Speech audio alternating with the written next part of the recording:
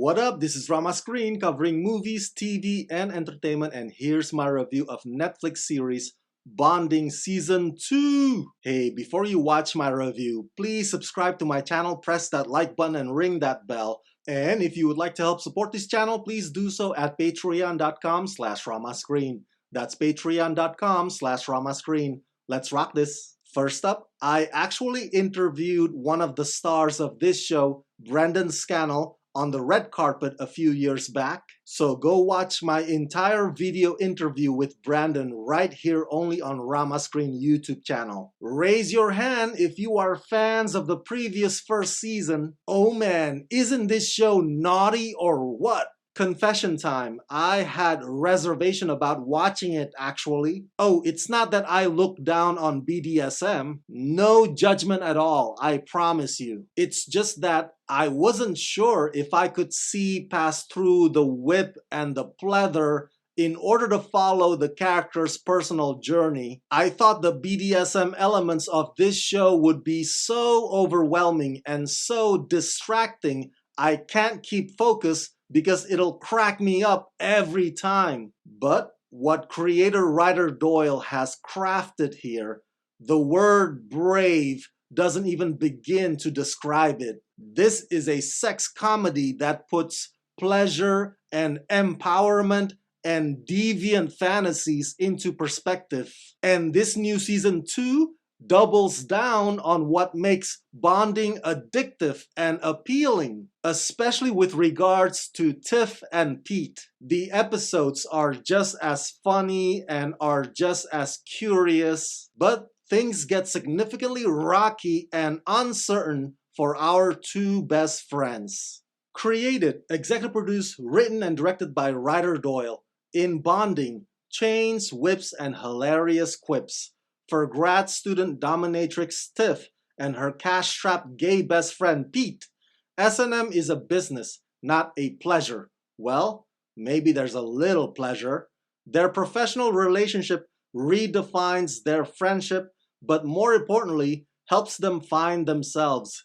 In Season 2, totally broke and banned from every dungeon in New York City, Tiff and Pete work to build their reputations in the BDSM community. Starring Zoe Levin, Brandon Scannell, Micah Stock, and Theo Stockman. It goes without saying that this review is mainly for those of you, my fellow Bonding fans, who had followed the story from the beginning, which means those of you who have not yet watched the show might get lost at the many things I'm sharing here. So, at the end of last season, you remember what happened, right? With the whole knife-wielding psycho. Although Tiff and Pete run away with their lives intact, the incident tarnished their reputation, so they have to start from scratch. So they go to this other more influential mistress who happens to teach BDSM class to those who aspire to open their own dungeons, aka businesses. Okay, let me pause there.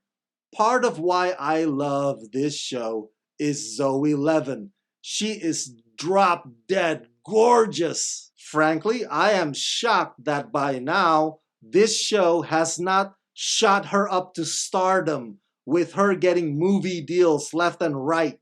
In Season 1, when Tiff worked the room, she really worked it. There's a commanding presence about her. So now, Tiff having to be the grasshopper student instead of the one in charge or the one in control, I admit is a bit of an adjustment for me. Call it a humbling process if you will, but it bums me out seeing Tiff go through this experience. That said, this new season lets you in deeper and further into the world of BDSM. The class shows you even crazier, riskier techniques. Think of it as Season 1 was the appetizer and Season 2 is the entree. It is as if writer-director-creator-writer Doyle opens the curtain and the window wider this time around. Now remember, Tiff aka Mistress May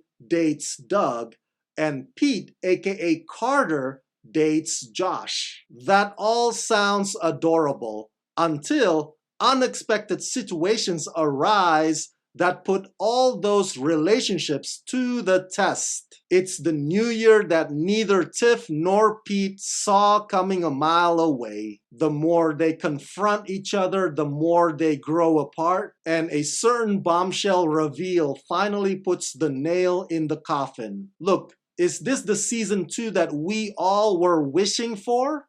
Probably not, but they do take the drama up a notch. Powerful, thought-provoking look at the question of whether or not relationship can be the equivalence of owning or ownership. So while the comedy remains strong, the drama also makes you think.